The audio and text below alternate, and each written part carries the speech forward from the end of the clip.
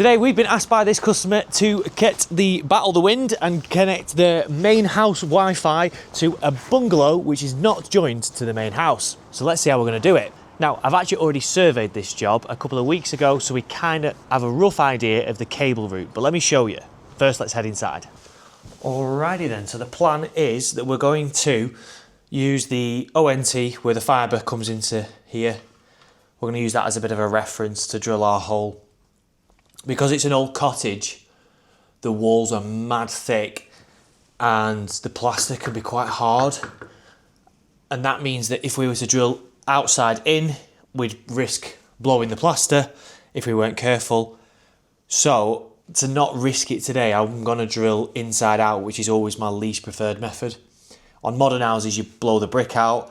On this house, it's got like a cottage stone effect on the outside, so I'm not going to say it's going to matter that much, and we can always try and patch the outside as well. But if I make a mess on the inside, I'm going to struggle to patch that today.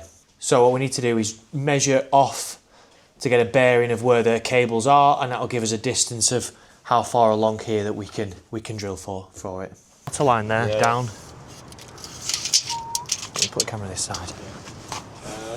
Roughly 58, but I was measuring on an angle as well, so it makes sense. And then it was 20. Actually, I was wrong about that loop as well, so if we do just come to the side that's here, what I mean. I don't think we're going to be anywhere near that, because that's where the hole comes out. What? That's 600 off the wind. 600, 200 in, out even, 600 down. Well, so anywhere here is clear. Yeah, I know. I just thought the loop went like that, and we were going to be drilling there. Yeah. I just got it wrong. So if we come out here, yeah, put a bit of a loop in it, and then just come across. We'll try and make it look right, because you don't want to put the drip. You want to put a bit of a drip loop in, don't you, just in case water's put it tracking. That way. Yeah, then send it up and then straight across. Then. Yeah. Goes that loft. Cool. Right, let's drill it out first.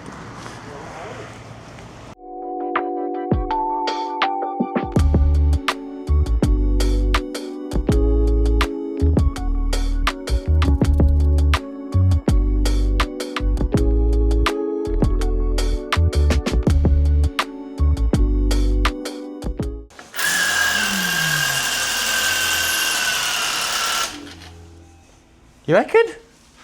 It still feels like he's biting something. 1 minute. Yeah, you're through. It's just damp. Is it pretty out there? Well, let's go and check. Drill in the hole. We can see a hole. This is where we find out Tom's made a mess.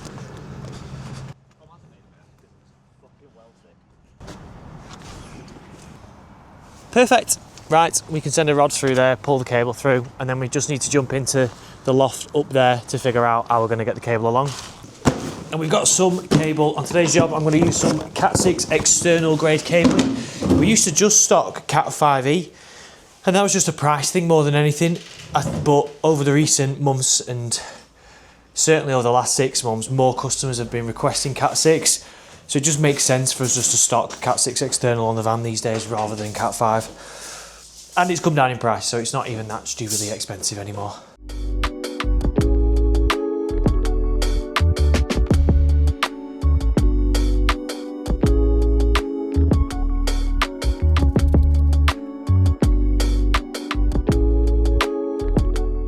Right, that should now be our cable outside.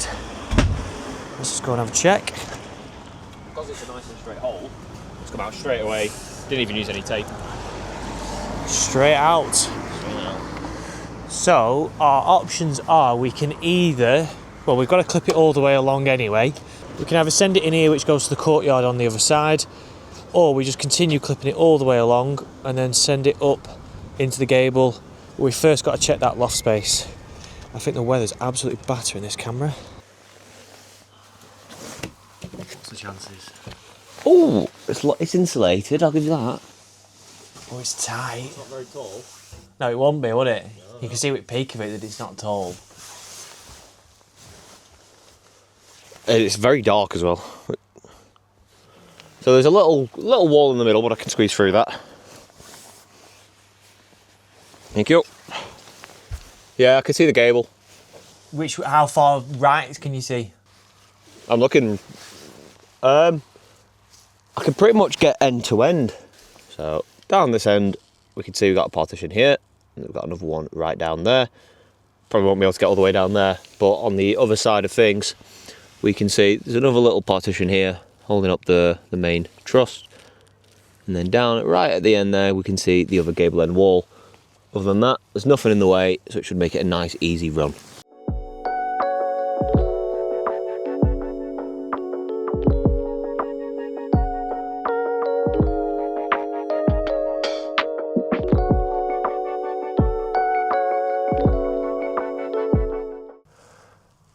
Hello. Hello. Hello. I have the cable. Is it feeding? No. Is it not feeding? It's fed up to here, and then that's the slack gone, so it's... Right, I shall go and feed it for you. That would be nice. I'd really like that.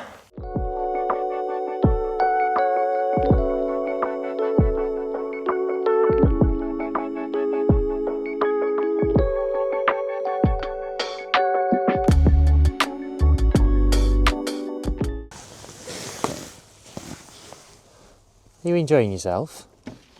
Nope. Then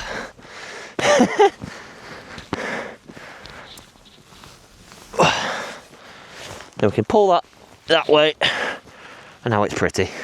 The Wi-Fi access point we've decided to use on today's job comes from TP-Link's brand new Wi-Fi 7 series. It's an Armada controlled access point, which I'll come on to in just a second, but Wi-Fi 7 is the latest technology, so should give this customer maximum speeds around this house. If you'd have asked me about TP-Link a couple of years ago, I'd have said I probably just prefer using Unify. But their access points have come a hell of a long way, and the Armada online management portal means that I can set up access points, reset access points, diagnose network problems without even needing to leave my office or turn the key in my van. So let's get this installed for the customer and test how fast this Wi-Fi is.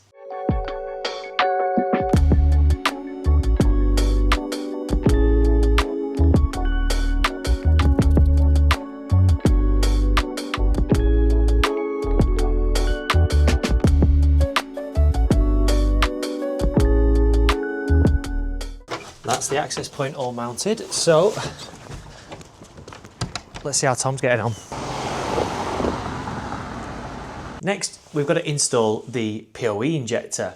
Now, this is dead easy. It's just connecting two wires and connecting to the mains. And what this box does is it passes the internet to the access point, but it also powers the access point at the same time, meaning you only ever need to run one cable to your access point. So let's find this a home.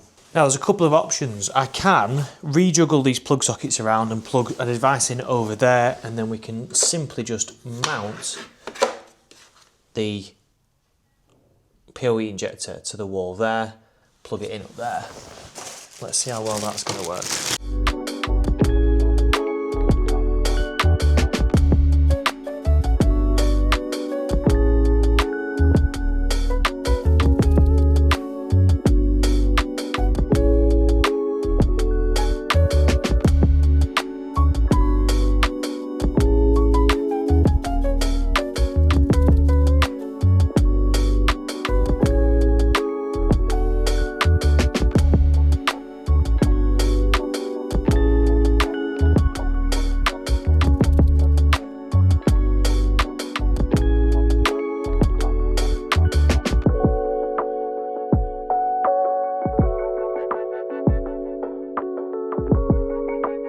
Right, last thing to do, run a speed test.